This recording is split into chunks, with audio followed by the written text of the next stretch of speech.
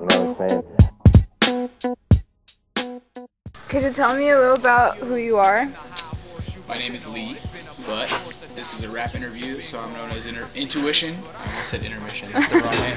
But yeah, my name's Intuition.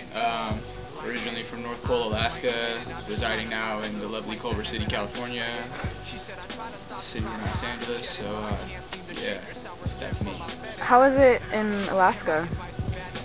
That is a question that I answer quite a bit. It was, Alaska was kind of like anywhere else, just smaller and colder.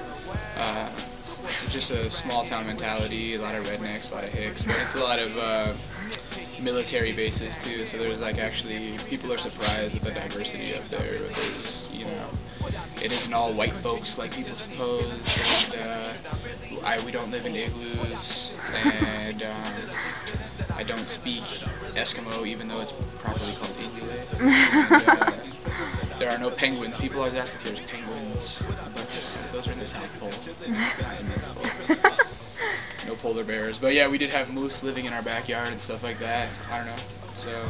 When did you come out to Culver City? I moved to California in 2001. I lived in Culver City only like a year and a half. I was living in Manhattan Beach for a while, but I spent most of my time in California in Santa Barbara, which is actually like where I met my producer, Equilibrium, and my DJ, Merv One. They both, I don't know, fate just kind of brought us together in a small ass town in California. You know, Santa Barbara only has about 100,000 people, but we three like kind of clicked musically, and so that's where all the modern incarnation of my music comes from. And when did you start rapping?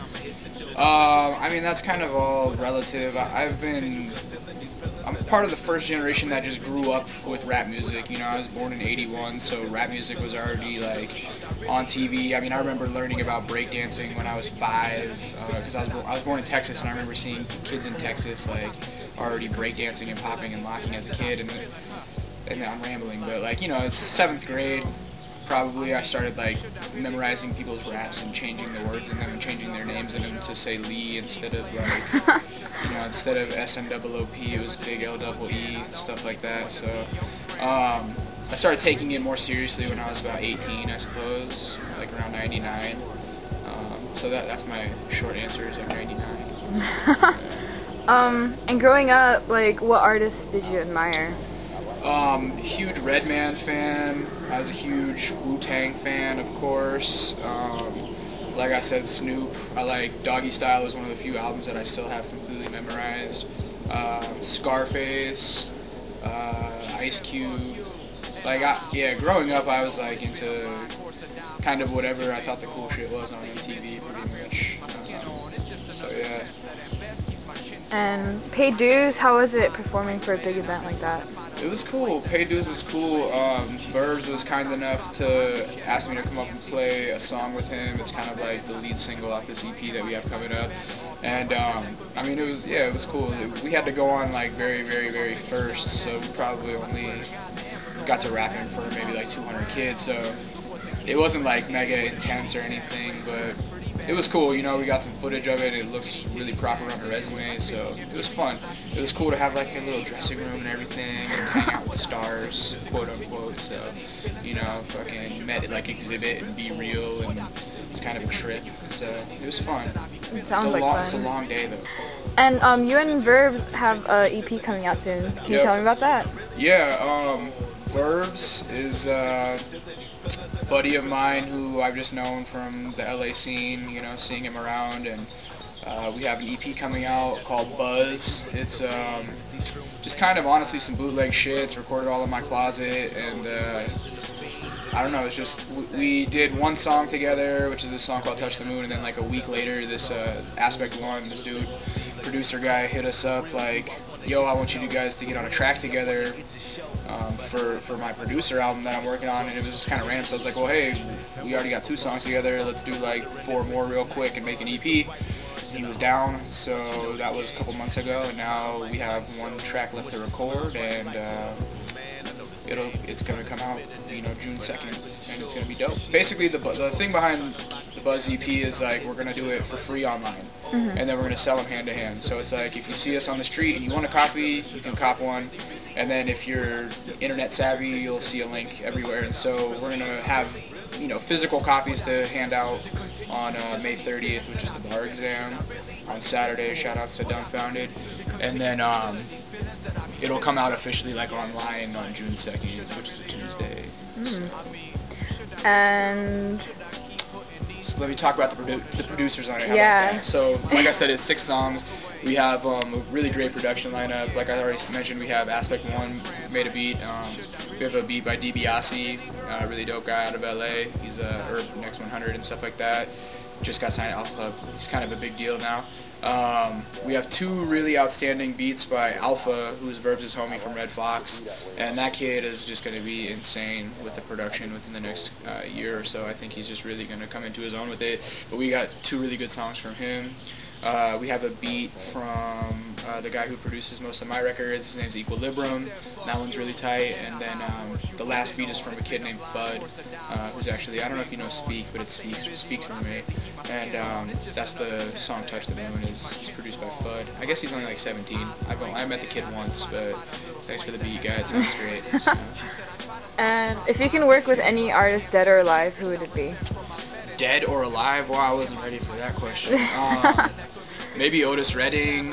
Yeah, probably Otis Redding. Like either Otis Redding or Sam Cooke. Like I just really love soul music, and those guys both died early. And yeah, that was probably my pick. Anything else you want to say? Thanks for busing all the way over here to interview.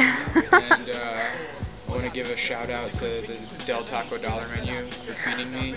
And the Real Housewives of New York City. I see you, Jill Zarin. And go Lakers. Yay. Hi, Mom. Thank you. Yeah.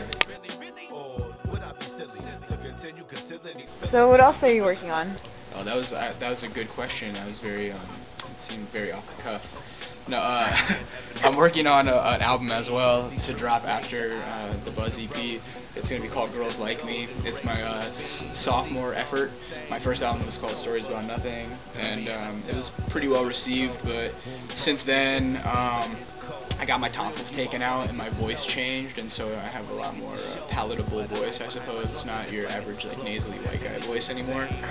Now it's your average white guy voice. You know? So yeah, it's called the Buzz EP. I mean, it's called Girls Like Me. Sorry about that. And it's gonna have it's gonna be mainly produced by Equilibrium again, who produced my whole first album. And it also has 1 beat from Mike Gal on it and another beat from DiBiase on it. A song called Al Bundy.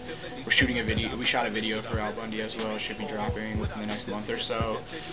So look for that. And yeah, the album is going to be featuring, it has my homie No Can Do on it, it's got my homie XI on it, and then it's hopefully going to have one really big collaboration too that I don't want to jinx yet. But yeah, it should be really great. I do a lot of, it's really different from my first record. It's a lot less of a bummer, I guess. The first album was kind of a downer. This one is a little happier and has a lot of catchy songs. I do a little singing on it, even have an R&B hook on it. But the R&B hook is great. It's not corny. So yeah, look for that probably in like around, I want to say August. I'll be finished writing it and recording it by June, but then the mixing, mastering, and artwork and, you know, pressing it up and all that takes forever. So it'll definitely be out this year. We're hoping by August. I mean, if we can find like a label to put it out, then it might take a little longer, but it would be even better. So that shit is gonna be killer. Look for that. And, yeah. But anything else? You got any more questions? Just ask me stuff. I'm good at talking. I'll talk forever. We should have recorded the conversation we had when the camera was off, because I was like, talking shit about love, hating on shit. Wait, motion light. You know, gotta keep the lights on. But no, I don't know. I think that might be it. Yeah, just find me on MySpace. How about that? Oh yeah. MySpace.com/intuition. It's spelled properly because I'm book smart. And follow me on Twitter /intuitionraps, also spelled correctly. Yeah, just comment on how handsome I am on my pictures and stuff. I like that kind of thing. Yeah, that's it. Alright. Should I really? Or would I be silly to continue concealing these feelings that I be feeling? Should I really? Or would I be silly to continue concealing these feelings that I be feeling?